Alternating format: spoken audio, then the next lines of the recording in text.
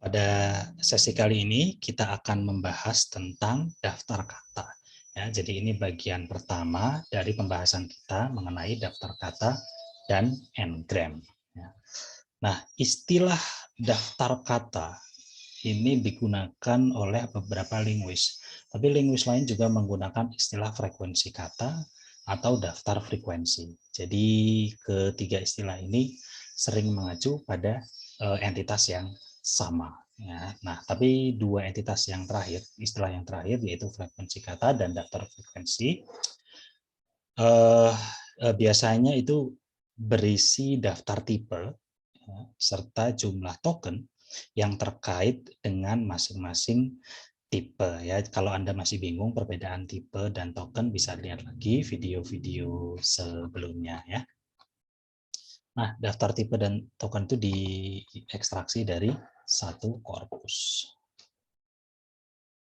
Baik, sekarang kita ke CKP Web ya. Jadi kita ke CKP Web.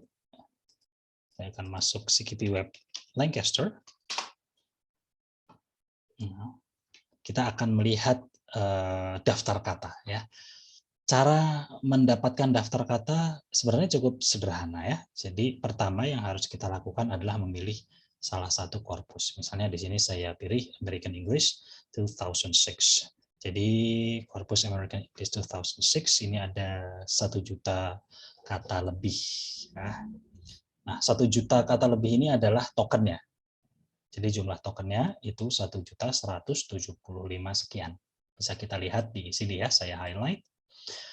Selanjutnya kita akan mendownload atau melihat frequency list-nya. Nah, frequency list di sini yang dimaksud adalah daftar kata beserta frekuensinya. Jadi bisa kita lihat di sini, view frequency list for whole of American English 2006. Kita akan menarik daftar kata dari semua konten dari korpusnya. Sebetulnya ada cara lain untuk menarik data hanya dari sebagian isi korpus, tapi untuk contoh kali ini hanya kita bahas ya yang menarik data dari satu korpus secara penuh. Saya nggak akan ganti, tidak akan mengganti setting-settingnya yang lain ini. Ya. Kemudian kita klik di Show Frequency List. Selanjutnya kita akan mendapatkan daftar kata atau frequency list-nya. Nah, di sini bisa kita lihat urutan yang tertinggi itu adalah koma. Ya, ini karena sistem tokenisasi di korpus ini yang diaplikasikan di korpus ini menganggap koma, titik, dan beberapa punctuations yang lain, punctuation symbol yang lain, itu sebagai token. Nah, kalau misalnya korpusnya ditokenisasi dengan skema yang tidak menganggap tanda baca ini sebagai token, maka kita akan melihat the di urutan pertama. Ya, kalau Anda masih bingung dengan skema tokenisasi atau apa itu tokenisasi, bisa lihat video-video sebelumnya. Ya, jadi di sini kita bisa lihat daftar kata, tetapi hanya dibatasi sampai 50 daftar kata saja. Untuk melihat daftar kata selanjutnya, ya urutan selanjutnya kita bisa klik panah ini. Oke, jadi di sini urutan 51, 52, 53 dan seterusnya. Komponennya sebetulnya sederhana saja ya. Yang pertama adalah tipe. Jadi yang ditampilkan di sini adalah tipe. Misalnya the. Kemudian adalah jumlah tokennya atau frekuensinya. Nah, frekuensinya dihitung dari jumlah token yang ada di dalam korpus ini. Berarti di dalam korpus ini kata the itu diulang sebanyak 59.901 kali. Saya perbesar ya supaya lebih jelas mungkin. Nah, seperti ini. Jadi the itu diulang sebanyak 59.000 sekian, hampir 60.000. Kemudian of jumlah tokennya adalah 30.000 sekian. Kalau kita klik misalnya di sini the, kita akan mendapatkan hasil seperti ini. Jadi ada concordance dan ya jumlah yang ada tadi 59.000 sekian itu adalah absolute frequency. Ya, jumlah token secara absolut. Itu yang the tadi. Jadi ini sama ketika kita memasukkan apa namanya query the. Jadi misalnya saya ada di American English 2006 corpus, saya masukkan the, kemudian saya setujui query-nya, maka kita dapatkan hasil 59.000 sekian ya, hampir 60.000.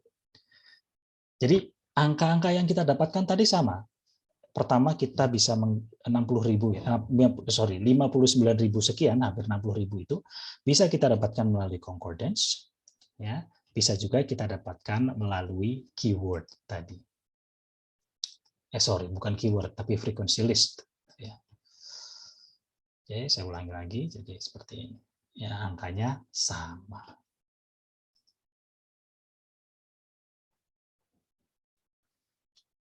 Nah, pertanyaan selanjutnya, manfaat daftar kata ini apa? Gitu ya. Jadi ini kan hanya frekuensi saja, ada kata, ada frekuensi. Ya, tapi manfaatnya apa? Nah, sebagai ilustrasi awal, coba kita bayangkan situasi sebagai berikut. Jadi ada mahasiswa yang menulis skripsi, kemudian pembimbingnya ini mengatakan, coba deh hindari kata-kata tertentu seperti wow, fantastic, super, dan sebagainya, karena kata-kata tersebut bukan ragam tulis ya, karena kalau skripsi kan harusnya ragam tulis. Nah, daftar kata, maksudnya kata-kata tersebut itu bisa dirasakan secara intuitif mungkin oleh si pembimbingnya. Tapi bagaimana untuk membuat ya bagi mahasiswa ya, entitas yang intuitif ini menjadi eksplisit. Ya, harus ada datanya kalau seperti itu ya.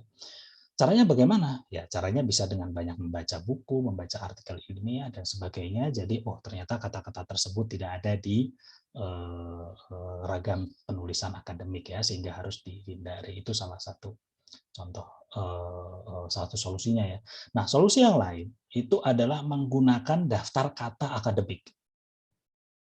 Ya, daftar kata akademik. Jadi, ada daftar kata yang berisi kata-kata yang digunakan di ranah akademik. Nah, ini nanti akan kita bahas lebih lanjut ya. Daftar kata yang kita bahas ini nanti ditulis oleh Avril Coxhead.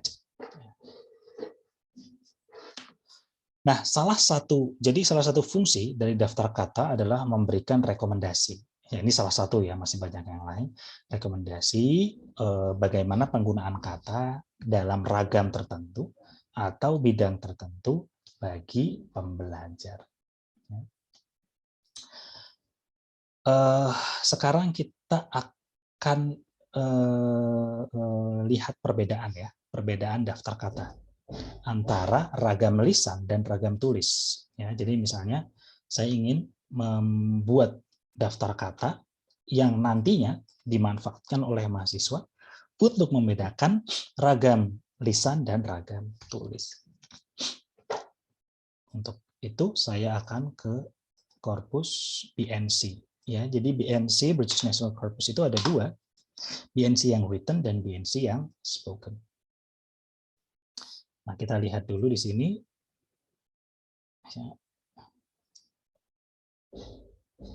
Saya akan lihat daftar katanya ya.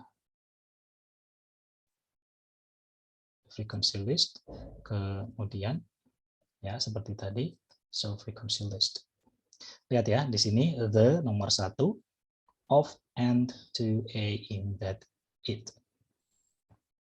Bisa kita lihat frekuensinya ya di sini ada the, of, and, to, dan sebagainya dan sebagainya. Sekarang kita akan coba bandingkan dengan yang spoken BNC. Spoken BNC itu ada di sini. Saya akan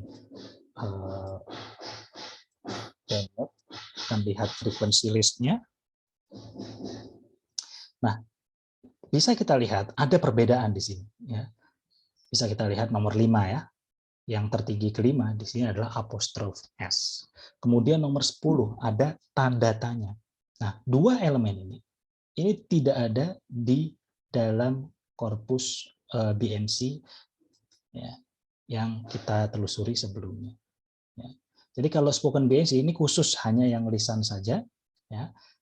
Sedangkan yang di sini ini campur ya, ada lisan, ada tulis, namun data lisannya sangat sedikit. Sehingga bisa kita lihat ya, apostrof S tadi dia frekuensinya tidak setinggi yang ada di spoken PNC seperti ini. Nah, itu salah satu contoh saja untuk menunjukkan ya bahwa daftar kata atau daftar frekuensi itu bisa menjadi salah satu indikasi. Saya sebut salah satu ya karena ada indikasi lain.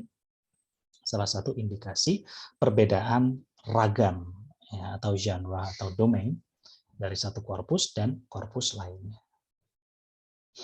Baik, jadi demikian sesi kali ini ya. Nanti akan kita lanjutkan, masih ada pembahasan selanjutnya yaitu entry kamus, contoh dan maknanya, di mana kita akan menghubungkan daftar kata dan bidang leksikografi. Sampai jumpa di tutorial berikutnya.